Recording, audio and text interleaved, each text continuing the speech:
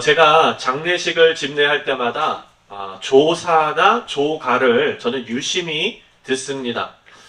하나님께 부르심 받은 그런 사랑하는 고인, 사랑하는 사람을 기억하면서 그분이 살아계셨을 때 어떤 아름다운 일을 하셨는지, 그리고 많은 사람들 앞에서 그것을 다시 한번 노래로, 그리고 또 그것을 글로 적어서 다시 한번 그분의 인생을 재조명하는 것이 바로 조사이고 조가입니다. 제가 많은 조사를 드려봤지만 사랑하는 성도님들, 단 한 번도요 돌아가신 분의 잘못을 들추어내는 조사는 제가 들어본 적이 없습니다. 예를 들어서 장례식장에서 오늘 하나님 품에 안기신 고 차석희 목사님께서는 저에게 20불을 빌려가셨는데 갚지 않고 천국에 가셨습니다. 달라고 하기도 애매한 금액이어서 달라고도 못하고 있었는데 이렇게 갑자기 하나님께서 불려가셨습니다.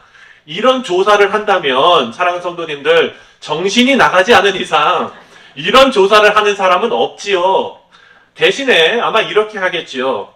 차 목사님께서는 주일 예배 때마다 저에게 하이파이브를 하셨습니다. 주일 예배에 참석하는 그 아침이 너무나 기분이 좋았습니다. 목사님께서 반겨주시는 그런 환한 모습이 마치 예수님께서 반겨주시는 것 같았습니다. 아마 예수님께서도 천국에서 밝은 미소로 우리 목사님께 하이파이브를 해주실 줄 믿습니다. 아멘. 여러분, 이렇게 좋은 모습을 조명하지 않습니까? 네, 우리 유스그룹의 우리 부모님들은 이거 잘 적어 놓으셨다가 애들한테 나눠주시면은, 여러분, 이렇게 우리가 장례식을 참석했을 때는요, 모두 다 돌아가신 분들의 좋은 부분을 기억하고 아름다운 부분을 조명하고요, 장례식 내내 엄숙하고 예의를 갖추려고 노력합니다. 사랑하는 성도님들, 왜 우리가 장례식에 참석하면 이렇게 엄숙해지고 그리고 예를 갖추려고 할까를 한번 생각해 봤으면 좋겠습니다. 그것은 단순하게 우리나라의 장례 문화가 그렇기 때문이라기보다도 뭔가 근본적인 인간 내면에 있는 어떤 것이 있지 않을까 하는 생각이 들었습니다. 여러분, 인간은요, 하루 24시간을 살아가면서 대부분 죽음을 생각하지 않고 살아갑니다. 오늘 아침에 예배에 나오시면서 나는 교회 가면서 죽을지도 몰라, 그러니까 유서를 챙기고 가야지, 이렇게 오신 분 있으시면 손 한번 들어보세요. 한 분도 없어요. 그렇죠? 우리가 매일 살아가는 것이 너무나 자연스럽습니다. 내가 언제 죽을지 몰라, 이런 생각을 매일 가지고 살아가시는 분은 거의 없습니다. 그러다 보니까 죽음이 우리의 삶과는 너무나 동떨어져 있는, 멀리 있는 일처럼 여기게 됩니다. 그러다가 아주 가까이 우리의 지인의 장례식장에 참석했을 때 그 멀리 있었던 죽음이 내 눈앞에 가까이 와 있는 것을 우리가 다시 한번 자각하는 것입니다.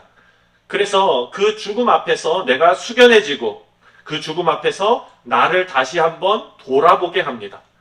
죽음을 앞에 두고 내 자신을 다시 한번 죽음에 직면한 내 자신을 돌아보면서 숙연해질 수밖에 없는 것, 겸손해질 수밖에 없는 것이 바로 인간의 모습입니다. 여러분, 그래서 우리는 장례식에서 엄숙하고 예의를 지키는 것입니다. 사랑하는 성도님들, 오늘 본문에 나오는 다윗은요, 마치 장례식장에서 사랑하는 사람들을 잃고 슬퍼하면서 엄숙한 가운데 그 고인의 잘못을 다 덮어버리고 삶의 아름다운 모습만 조명하면서 조사를 읽고 있는 모습을 상상하게 합니다. 그래서 오늘 본문을 통해서요, 다른 사람의 비극을 바라보는 거룩한 성도의 자세가 어떠해야 하는가를 우리가 한번 살펴보았으면 좋겠습니다. 여러분, 모든 인간은 원죄로 인해서 언젠가는 죽게 됩니다. 로마서 5장 12절을 보면 그 말씀이 잘 나타나 있습니다. 함께 다 같이 읽겠습니다. 시작. 그러므로 한 사람으로 말미암아 죄가 세상에 들어오고 죄로 말미암아 사망이 들어왔나니 이와 같이 모든 사람이 죄를 지었으므로 사망이 모든 사람에게 이르렀느니라. 아멘. 여러분, 로마서에서 언급한 것처럼 이 세상의 모든 사람들은 다 죄인이고 언젠간 죽게 된다라는 것을 우리가 다 알고 있습니다. 그런데 여러분, 이 죽음은요, 우연한 죽음이 아니라는 겁니다. 하나님의 거룩한 섭리 가운데 이루어지는 일입니다. 하나님께 불순종한 인류에게 하나님께서 징계의 목적으로 주신 것이 바로 죽음이지요. 하지만 하나님께서는 이 죽음의 징계를 예수 그리스도께 다 전가하셨습니다. 그리고 예수님께서 십자가에서 완전히 해결하시고 예수님께서 부활하신 것처럼 여기 계신 모든 주의 백성들은 다 의롭게 되어서 부활에 동참하게 될 줄 믿습니다. 성경을 보면은요, 이렇게 인류의 조상의 타락으로 인해서 자연스럽게 죽음을 맞이하는 사람들이 있었습니다. 반면에 원죄 이외에 하나님 앞에 특별히 불순종하고 범죄하여서 하나님의 징계로 인해서 죽게 되는 사람도 있었습니다. 예를 들어서 이런 거지요. 아브라함이나 모세나 그리고 야곱이나 이삭이나 이런 사람들의 죽음은 여러분 자연스러운 인간의 죽음으로 우리가 볼 수 있습니다. 그런데 오늘 본문 말씀에 나오는 사무엘상에서도 여러분 보았지만 사울의 죽음을 한번 생각해 보십시오. 그리고 엘리의 두 아들의 죽음을 한번 생각해 보십시오. 이들은 하나님 앞에 특별히 범죄해서 징계받음으로써 죽은 사람들입니다. 여러분, 아브라함의 죽음과 사울의 죽음을 같이 놓고 평가할 수는 없는 일이지요. 그래서 여러분, 우리가 오늘 본문에 나오는 사울도 하나님의 뜻을 거역하고 온갖 잘못된 일을 행하고 하나님 앞에 범죄했고, 그래서 하나님께서 블레셋과의 전투에서 하나님 사울을 버리시고 사울을 죽게 하신 것입니다. 여러분, 이런 죽음을 아브라함의 죽음과 같이 놓고 평가할 수 없다는 마음이 들게 되지요. 우리가 어제 매일 성경에서도 잠깐 묵상을 했지만 다윗은요, 사울과 요나단이 죽었다는 소식을 듣고 통곡하면서 슬퍼했습니다. 다윗에게 사울은 어떤 존재입니까? 죄송합니다. 내 평생에 나를 계속 쫓아다니면서 나를 괴롭혔던 사람 아닙니까? 나를 죽이려 했던 사람입니다. 정적입니다. 그에게 행한 온갖 악행은요, 다 언급할 수 없을 정도지요. 그럼에도 불구하고 다윗은 지금 이런 애가를 부르고 있는 것입니다. 아름다운 조가를 만들어서 사울과 요나단을 아름답게 포장하고 있습니다. 여러분, 이 내용이 바로 오늘 본문에 나오는 23절부터 25절까지의 말씀입니다. 우리 다 같이 다시 한번 읽겠습니다. 시작. 요나단이 생전에 사랑스럽고 아름다운 자이러니 죽을 때에도 서로 떠나지 아니하였도다. 그들은 독수리보다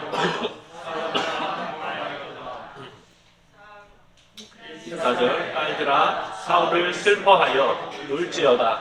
그가 붉은 옷으로 너희에게 화려하게 입혔고 금 놀이개를 너희 옷에 채웠도다. 오라, 두 용사가 전쟁 중에 엎드려졌도다. 요나단이 내 산 위에서 죽임을 당하였도다. 아멘. 네, 제가 기침을 해가지고 이 아름다운 시가 조금 아름답게 안 느껴지실 수도 있는데요. 구약을 공부하는 많은 신학자들이요, 이 시 중에서 애가 중에서 최고로 치는 것이, 작품성으로 최고로 치는 것이 바로 이 활의 노래, 다윗이 지은 이 애가입니다. 그래서 우리가 다시 한번 집에 가서 읽어보세요. 기침하지 마시고 한번 읽어보세요. 여러분 읽어보시면 정말 아름다운 내용들로 쫙 채워져 있습니다. 이 정도로 지금 다윗은요, 사울과 요나단의 죽음을 정말 애절하고 절절하게 마음을 다해서 추모하고 있다는 것을 우리가 볼 수가 있습니다. 근데 사랑하는 성도님들 생각해 보십시오. 사울이 다윗에게 이런 애가를 받을 만한 자격이 있는 사람입니까? 그렇지 않습니다. 그 사람의 질투심으로 인해서 한 사람의 인생을 완전히 망가뜨려 버린 것이 바로 사울입니다. 그런데 그 피해자가 가해자의 죽음 앞에서 잘못은 다 걸러내고 인생에서 하나님 앞에 열심내었던 몇 안 되는 일을 높이 평가하면서 이런 애가를 지어서 부르고 있습니다. 여러분, 여기에서 왜 다윗이 이렇게 할까를 생각할 때 우리는 다시 한번 장례식장으로 돌아가야 합니다. 장례식장에서 엄숙하게 고인의 어떤 아름다운 모습을 재조명하는 그 사람의 마음이 왜 그럴까입니다. 그 사람은요, 바로 나에게도 닥쳐올 죽음을 직면했기 때문에 그런 일을 할 수 있었다는 거죠. 다윗은요, 자기 인생에서 수많은 죽음을 경험했습니다. 왜냐하면 그는 용사였기 때문에 전쟁에서 수많은 죽음을 보았을 거예요. 하지만 사울의 죽음과 요나단의 죽음은요, 다윗에게 어떤 특별한 깨달음과 울림을 주었던 것입니다. 다윗은 지금 자신이 하나님께서 기름 부은 자로서 사울 다음으로 왕이 될 사람이라는 걸 알고 있었습니다. 그리고 나서 자기 전에 지금 왕인 사울의 죽음을 바라보고 있는 거예요. 그랬을 때 다윗의 느낌은 어땠을까요? 야, 나도 자칫 잘못하면 저렇게 될 수 있겠구나. 내가 나를 돌아봤을 때 사울보다 난 게 있나? 이런 생각이 들지 않았을까요? 이것은 마치 장례식에 참석해서 그 사람의 죽음을 내가 간접적으로 경험하는 것과 같은 일이 되는 것입니다. 자신이 앞으로 맡을 왕의 역할에 실패한 그 사울의 모습과 마주한 다윗이 그것을 바라보고 이 애가를 지었던 것입니다. 사랑하는 성도님들, 다윗은요, 겸손한 사람이었습니다. 겸손은 하나님께서 주시는 지혜입니다. 겸손은 그 성품이 내가 겸손해져야지 해서 겸손해지는 것이 아니라 하나님께서 주신 지혜로 그 지혜로운 자는 자기 자신을 돌아볼 수 있기 때문에 겸손해질 수 있는 것입니다. 다윗은 실패한 사울을 바라보면서 자신도 하나님의 은혜가 아니면 사울과 다를 바 없이 실패하게 될 것이라는 것을 깨닫게 된 것입니다. 그래서 우리가 지난주에 묵상한 에베소서 말씀을 보면은요, 우리가 원수를 사랑해야 되는 이유를 알려주고 있죠. 우리가 원수를 사랑해야 되는 이유는 원수가 회개하고 돌아왔기 때문이 아닙니다. 그 이유는 내가 한때는 하나님 앞에 원수였기 때문입니다. 내가 죄인이라는 것조차 자각하지 못할 정도의 하나님과는 원수였는데 하나님께서 아무런 조건 없이 묻지도 따지지도 않으시고 우리를 구원해 주신 거예요. 우리를 사랑해 주신 거예요. 그래서 우리가 이제 구원받은 자로서 하는 일은 지난주 말씀입니다. 하나님을 본받는 자가 되는 것입니다. 그래서 원수도 사랑할 수밖에 없는 것은 그 원수도 용서받을 만한 아무런 조건이 없지만 하나님께서 나를 용서하시고 사랑하신 것처럼 나도 그를 사랑해야 되는 것입니다. 다윗도 마찬가지로 자기에게 있어서 사울은요, 아픈 존재입니다. 용서할 수 없는 존재예요. 그럼에도 불구하고 자기 자신이 용서받은 것을 생각하며 내가 왕이 됐을 때 하나님 없다면 똑같이 저지를 그 범죄라고 생각할 때에 이를 위해서 사랑하고 기도하고 위로할 수밖에 없는 것입니다.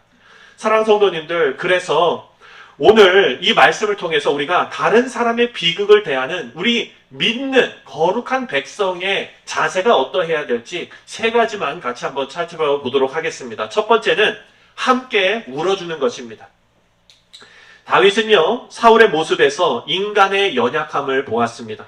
자신도 하나님의 은혜가 없으면 저렇게 실패하게 될 것이라는 것을 깨달았던 것이죠. 그래서 사울을 어떤 마음으로 쳐다봤습니까? 연민의 마음으로 쳐다봤습니다. 사랑하는 성도님들, 눈물은요, 은혜예요. 여러분 드라마 보시면서 눈물 잘 흘리시는 분들 계시죠? 저는 진짜 연기자들이 너무나 무서워요, 여러분.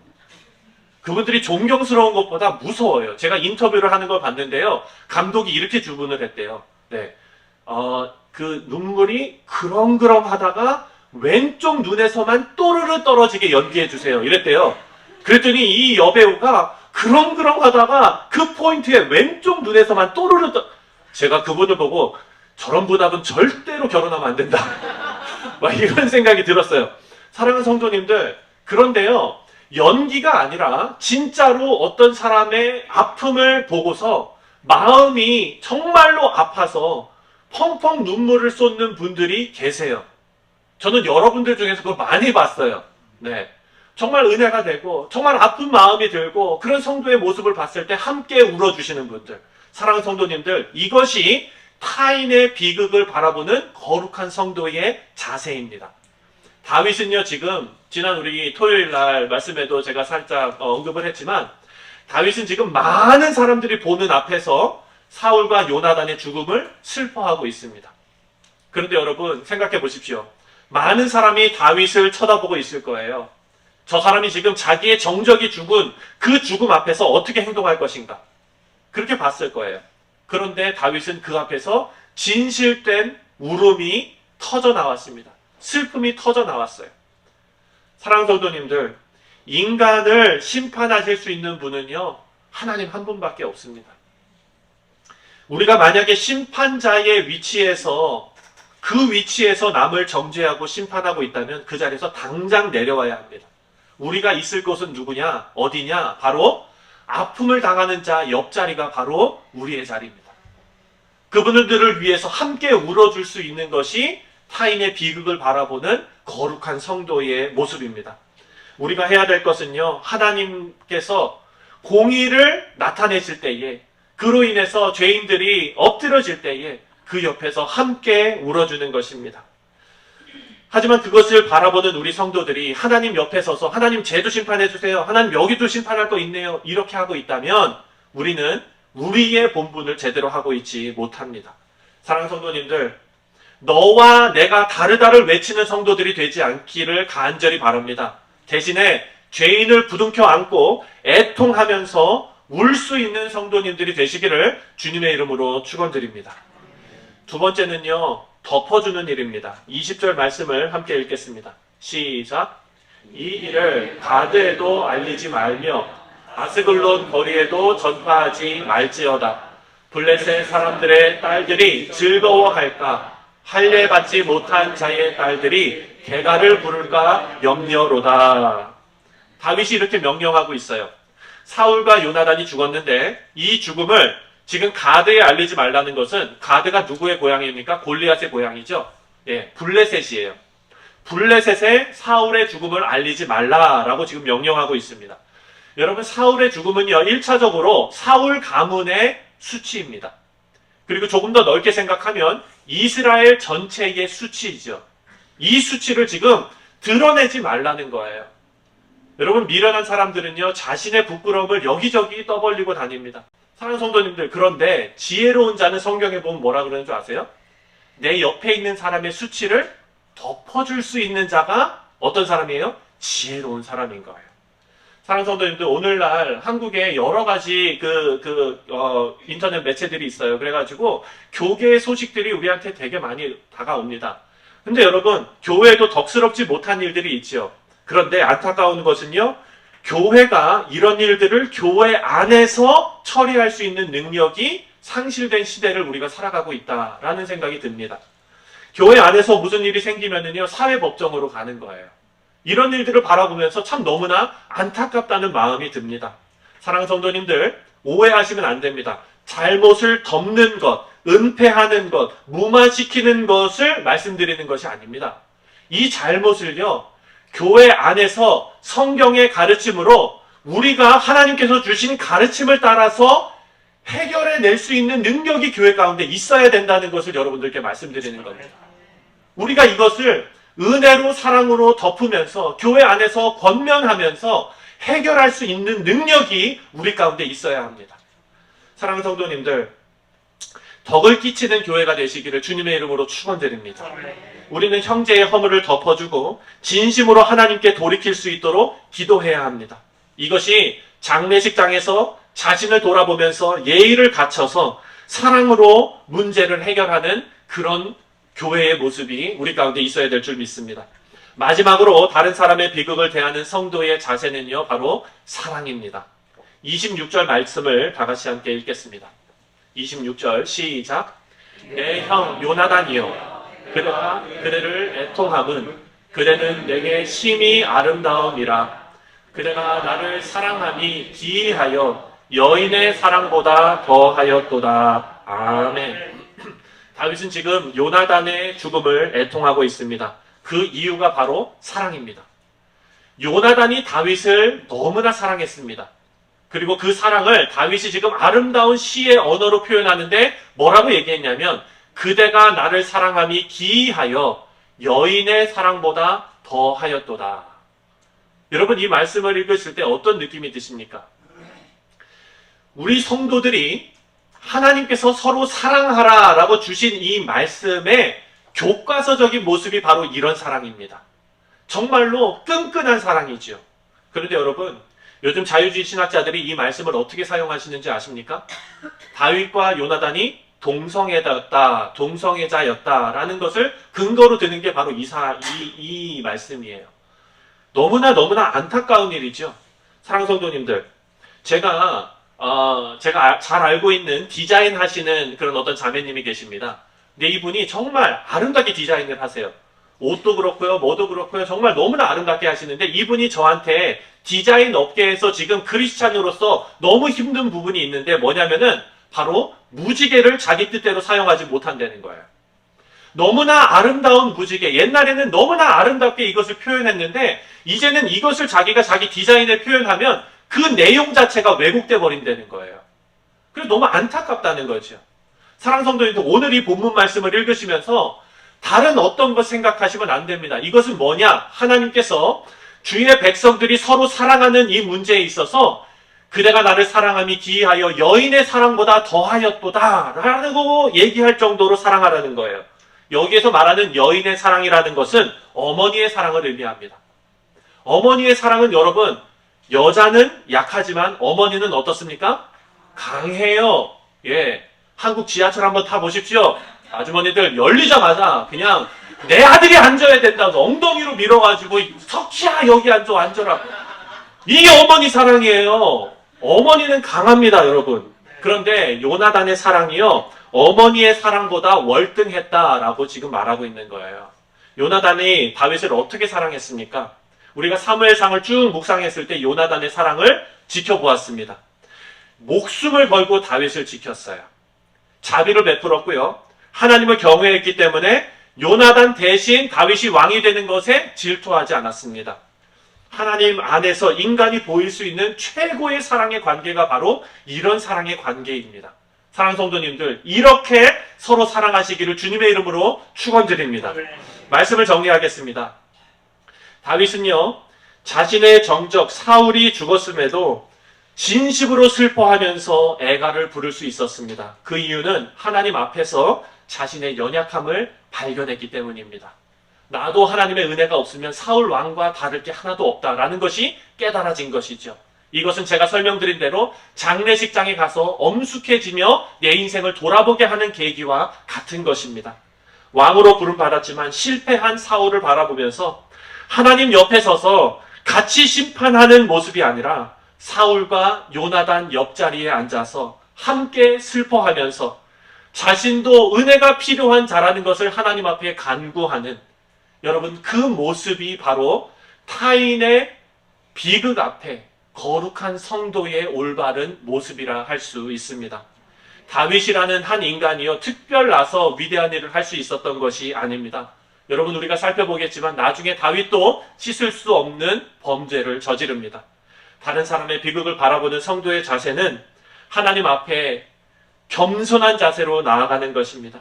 다른 사람들의 비극에 함께 애통하고 허물을 덮어주고 사랑하는 것, 이것은요, 심판 뒤에 숨겨져 있는 하나님의 절절 끓는 그 사랑을 이해하는 방법입니다. 바라고 원하기는 사랑하는 성도님들께서 오늘부터 이제 한 주를 시작하십니다. 하나님의 마음을 이해하시고 다른 사람의 비극에 함께 애통하며 허물을 덮고 뜨겁게 사랑하시는 우리 뉴욕 성실장로교회 모든 성도님들 되시기를 주님의 이름으로 축원드립니다.